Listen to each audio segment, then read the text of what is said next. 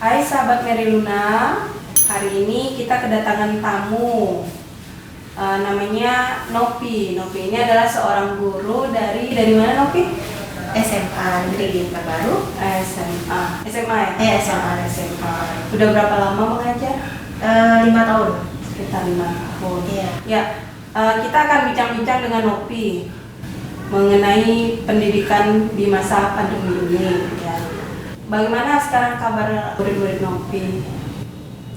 Untuk sekarang ya, jadi kita ketahui bahwa di masa pandemi saat ini memang untuk zona merah terutama ya Pekanbaru itu sendiri tidak diperbolehkan untuk tatap muka.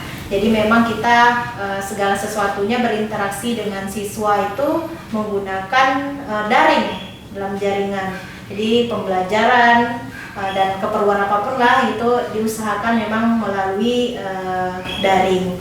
Ya mungkin lewat WA, kalau misalnya proses pembelajarannya sih lewat Classroom gitu. Ada beberapa aplikasi yang kami pakai untuk memudahkan dalam proses PJJ, ya, pembelajaran jarak jauh seperti itu. Terus bagaimana cara pemberian tugas kepada siswa tersebut? Kalau proses pemberian tugas ya PJJ, kalau misalnya saya sendiri kan guru SMA negeri gitu ya kan, kami menggunakan aplikasi yang ada di ya salah satunya Google Classroom. Nah, di mana Google Classroom ini kami berikan membuat beberapa kelas ya tergantung sama siapa aja gurunya itu mata pelajarannya apa. Jadi setiap kelas nanti kami memberikan berupa tugas lewat Google Classroom seperti itu. Jadi segalanya memang harus mau nggak mau, suka tidak suka, memang menggunakan Classroom gitu. Ceritanya kan Nopi juga salah satu wali kelas ya. Iya, wali kelas. Bagaimana interaksi antara wali kelas dengan orang tua murid tersebut? Ya sebenarnya ya kita cerita aja ya. Kalau sebenarnya tuh kalau di dalam proses pembelajaran daring ini, kalau menurut saya sendiri ada 3 aspek yang memang harus bekerja sama. Yang pertama guru itu sendiri, yang kedua siswa itu, yang ketiga orang tua. Kenapa saya katakan seperti itu? Karena memang dalam proses daring seperti ini memang banyak ya kendala-kendalanya juga. Nah, kalau di segi guru gitu kan, anggaplah guru itu paham ataupun bisa menggunakan IT gitu kan, bisalah kita ini kan dalam proses pembelajaran. Tapi kan kembali lagi tidak semua materi itu memang harus bisa kita sampaikan secara daring. Mungkin mapel tertentu, kemudian juga materi-materi tertentu yang sulit untuk kita berikan secara daring gitu. Karena memang dalam proses daring ini kami juga menggunakan Google Meet. Ya kita ketahui kalau Google Meet itu kan terbatas waktunya gitu kan. Kemudian juga kita berpikir juga bagaimana anak-anak ini bisa ikutan gitu kan. Terkadang banyak kendalanya, kadang ada yang HP-nya rusak gitu kan, kemudian kuotanya nggak ada. Nah itu memang ada kendala-kendala yang seperti itu. Nah itu dari segi guru juga kan, IT-nya juga harus bisa gitu. Kemudian kemampuan kita juga dalam menyampaikan di dalam proses daring gitu kan. Itu kan kadang anak-anak ini ada yang bisa nangkap langsung, yang secara langsung saja agak susah, apalagi dalam jaringan seperti itu gitu kan. Itu sih yang saya rasakan. Kemudian dari segi siswa kita ketahui kemampuannya berbeda-beda, jadi karakteristiknya beda-beda juga. Ada yang saya temui gitu kan dalam proses Google Meet, pertemuan gitu langsung gitu kan dalam jaringan. Nah itu dia hadir gitu, namanya tercantum di situ. Tapi ketika saya panggil misalnya si Ana gitu kan, Ana tolong jawab pertanyaan saya, dia diam aja gitu kan. Rupanya dia cuma login aja, masuk saja namanya. Tapi sementara dia hanya siswanya masuk secara aktif, tapi di dalam proses mendengarkan dalam proses pembelajaran itu dia enggak gitu. Cuma namanya aja nebeng di situ. Kemudian juga dari sisi orang tua, kita ketahui orang tua itu terkadang ya latar belakangnya berbeda, ya kan? Dari segi ekonomi juga berbeda, pendidikannya juga berbeda. Nah, tidak jarang kadang ada juga orang tua itu berpikir anaknya tidak belajar gitu kan. Mau main, ini kayaknya anak saya main HP aja terus gitu kan. Jadi ada pendapat-pendapat mungkin yang merasa dari orang tua itu yang kayaknya anak saya nggak belajar gitu, ada yang seperti itu gitu kan. Kemudian dari segi orang tua juga kita lihat, saya kan sendiri dari wali kelas gitu kan. Nah, saya untuk menghindari, untuk memudahkan dalam berkomunikasi sama orang tua gitu, saya membuat satu grup memang khusus untuk grup orang tua. Nah, kendalanya juga tidak semua orang tua itu punya WA gitu kan. Ya, ada beberapa, tapi kebanyakan dominannya orang tua itu punya WA. Jadi saya dengan adanya WA grup dari orang tua itu, disitulah saya sampaikan informasi bahwa anak-anak kita ini pada hari Senin ini pelajarannya ini. Jadi saya share berupa mata pelajaran, kemudian juga dari jam berapa sampai jam berapa dia daringnya gitu kan. Dan juga tidak jarang juga orang tua itu menelpon, katanya anak saya ini Bu ikut ikut belajar kelompok. Terus saya jawab gitu kan, saya telepon kembali orang tuanya bahwa tidak ada guru itu yang menganjurkan belajar kelompok sampai datang ke rumah temannya, bertemu dengan temannya, bertatap muka gitu.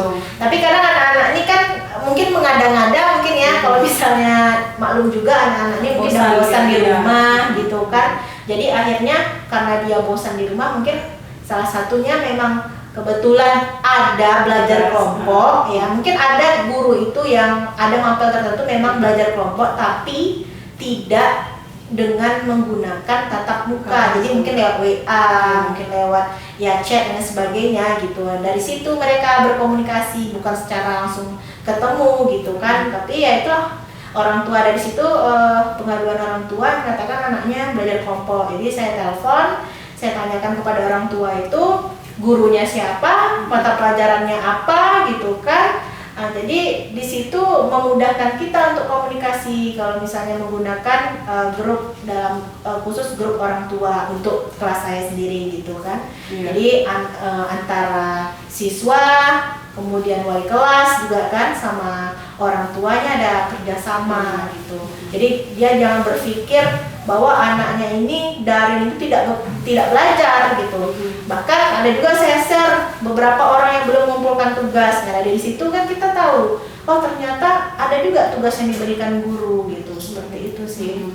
Berarti interaksi antara wali kelas dengan orang tua juga ada gitu ya, perlu sekali ya. Jadi bukan hanya antara wali kelas atau guru-guru dengan muridnya gitu, dengan orang tuanya juga ada kontrol lah istilahnya ya di sekolah gitu ya. Memang harusnya itu seperti itu. Kita harus kerjasama di sini karena kita untuk khususnya ini agak kesulitan. Saya juga mengajar di kelas 10 ya. Kalau misalnya di kelas 10 ini kan muridnya baru masuk, ya kan lulusan corona kalau kata orang bilang kan lulusan corona.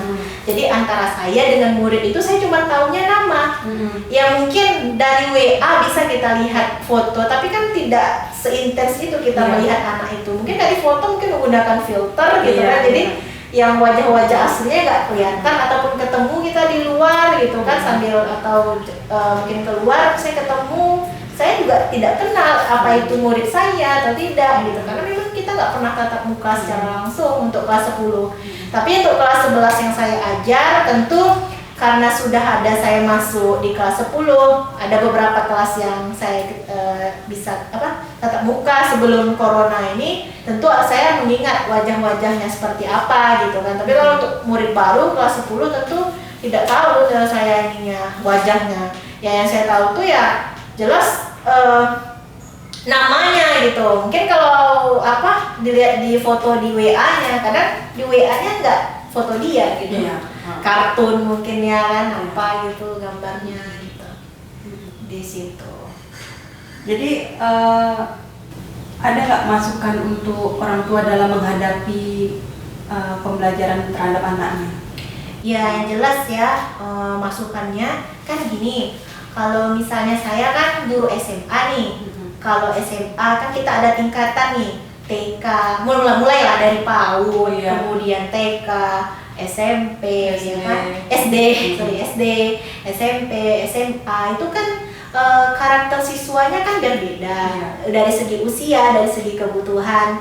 Tentu kalau saya sendiri guru SMA, ya pokoknya guru SMA, guru SMP mungkin masih mudah mau untuk mengarahkan anaknya. Tolong buat tugas ini, halaman sekian mungkin ini gitu kan. Itu lebih mudah. Sementara kita bayangkan saja kalau seandainya murid ya usia PAUD, TK, SD itu kan masih butuh pengarahan dari orang tua.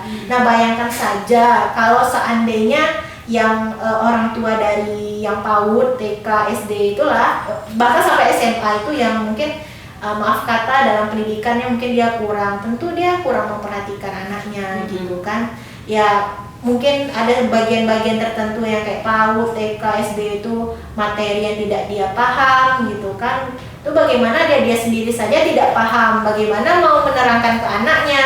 Ditambah lagi mungkin dari segi ekonomi mungkin agak sulit gitu, tentu waktu bekerjanya lebih banyak, itu tidak diperhatikan anaknya. Jadi memang di sini nih kita tidak bisa juga menyalahkan sepenuhnya guru, tidak bisa juga menyalahkan sepenuhnya siswa, tidak juga bisa menyalahkan sepenuhnya orang tua gitu kan. Terkadang orang tuanya ini mampu secara ekonomi, dia mampu belikan kuota gitu. Walaupun memang kuota dari pemerintah itu ada, tapi kan sebelum ada dari pemerintah itu kan kuotanya memang pribadi dari anak. Ya guru tidak bisa menyalahkan sepenuhnya juga, anak ini jarang ikut daring gitu kan. Ya sementara kita ketahui mungkin orang tuanya tidak selalu bisa membelikan kuota untuk dia gitu kan. Ya kita pahami juga mau gimana, kita sendiri nggak sanggup juga untuk memberikan dana untuk dia gitu kan. Jadi wajar-wajar aja seperti itu. Kemudian juga itu dari segi ini ya orang tua. Ya kalau kemampuannya orang tuanya dari segi ekonomi tidak mampu, ya gimana dia mau belajar misalnya. Walaupun anak itu bisa kadang dia pintar gitu kan, tapi tidak ada kuota tentu agak tertunda di dalam proses pembelajarannya gitu kan. Ditambah misalnya kadang orang tuanya mampu, siswanya aja ya kadang untuk buat tugas itu agak males-malesan gitu kan. Jadi akhirnya menumpuk. Misalnya nih ada orang tua, dia mampu memenuhi beli kuota untuk anaknya gitu kan, untuk sekolah daring. Tapi dari siswanya sendiri agak malas-malasan gitu. Itu bagaimana menyikapi hal tersebut? Jadi memang iya kan, banyak macam-macamnya anak-anak nih selama daring ini ya. Alasannya lah macam-macam lah pokoknya alasannya. Ya salah satu itu kasus yang seperti yang disampaikan tadi, itu memang ada anaknya orang tuanya mampu secara ekonomi mampu gitu kan. Kemudian juga ya anaknya pun nggak juga dikatakan tidak bisa gitu kan.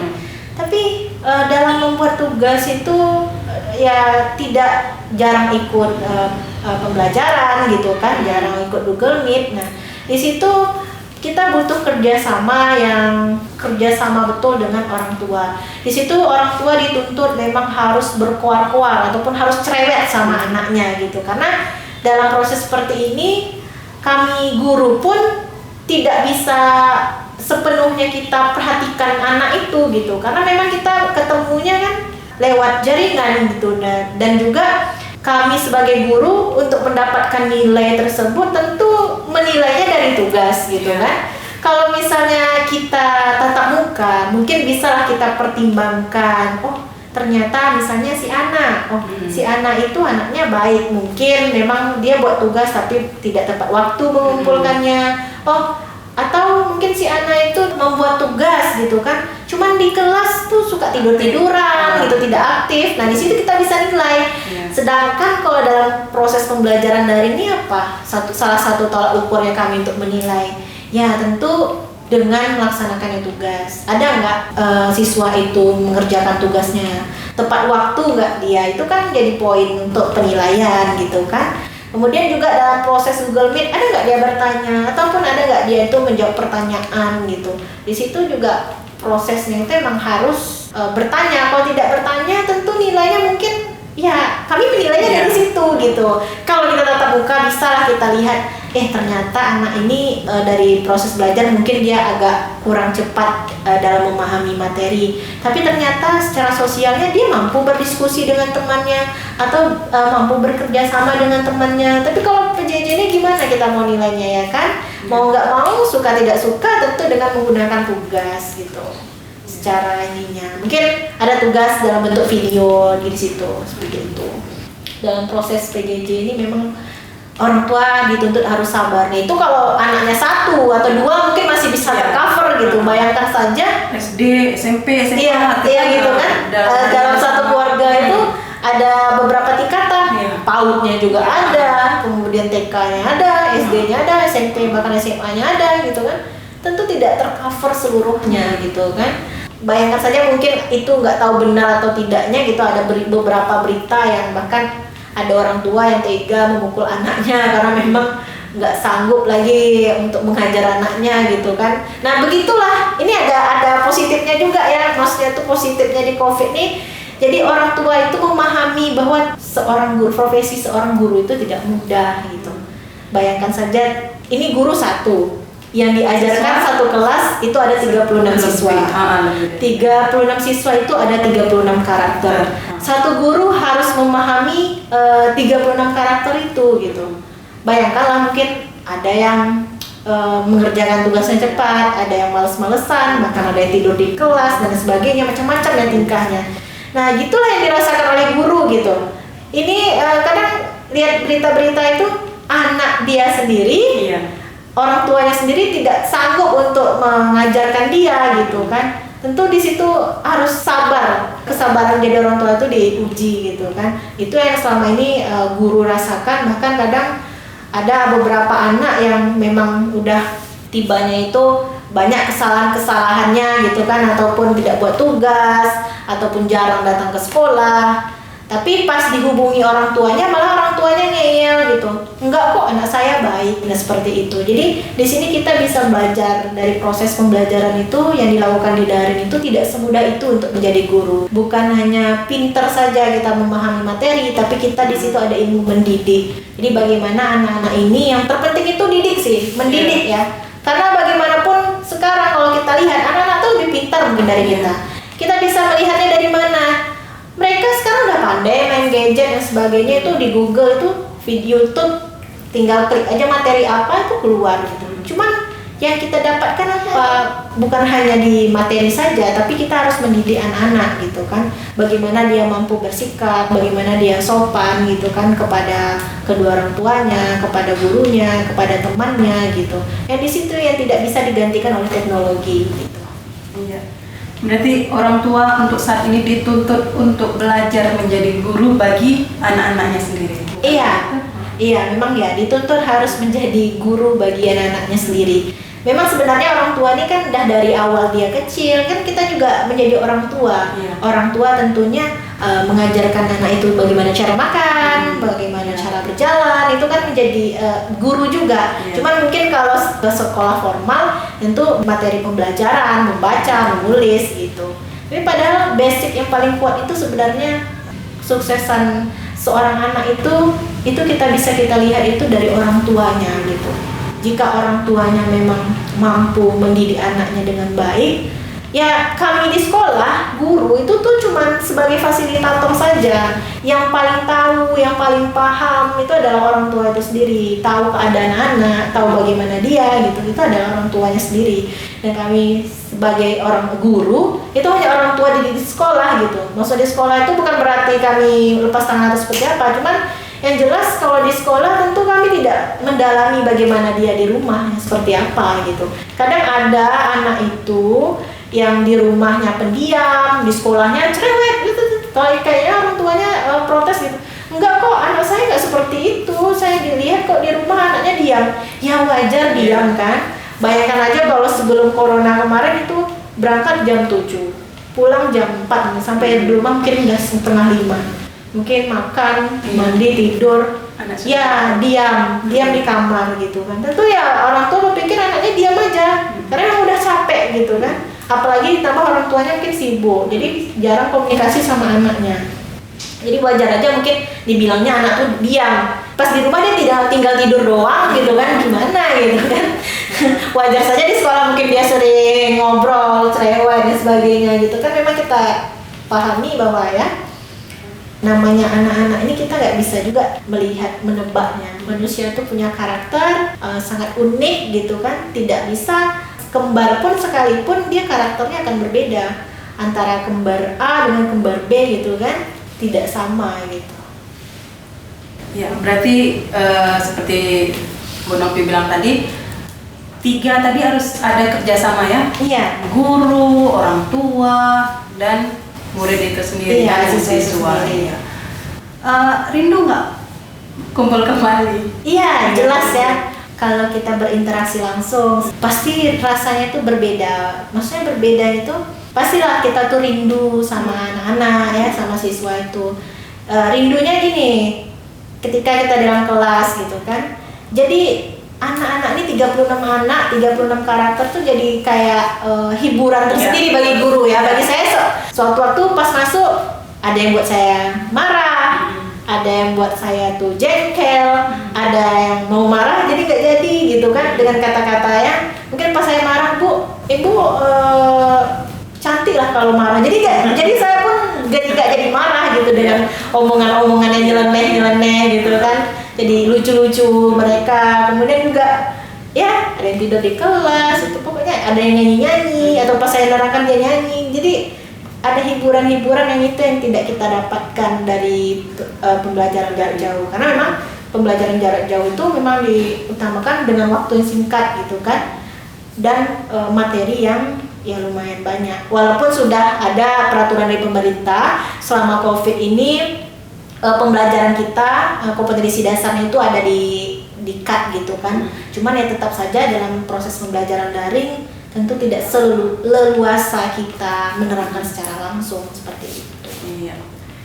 Ya, semoga wabah ini cepat berlalu dan kita dapat berkumpul kembali dengan siswa, berinteraksi lagi dengan mereka. Oke, sahabat Mary Luna, sampai di sini kita berbincang-bincang dengan Bu Novi.